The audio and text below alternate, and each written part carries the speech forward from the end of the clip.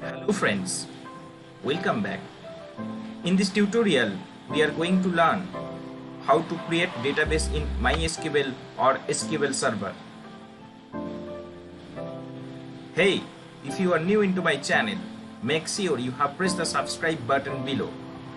And if you like this video, don't forget to press the like button. If you have any questions related to SQL, you can write down in the comment section. Let's begin. The create database statement is used to create new SQL database. So the syntax is create database and the specified database name. What do you want to give? Okay. So I will show you an example how to create a database. Before this, at the end of the video, I will tell you some secrets about database. So for this, stay tuned. Let's see the example. We will create a database named as test DB1.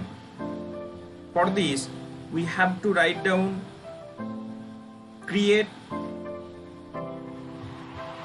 database and the database name. So the database name here is test DB, test DB1. Then I will run the query.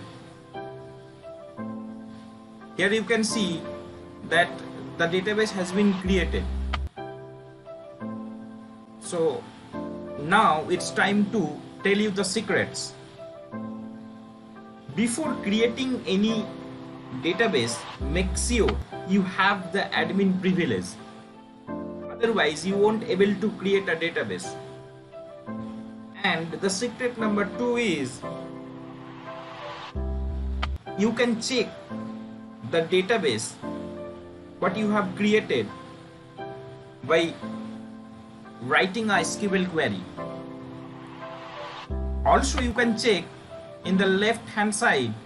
Here you can see that test DB has been created.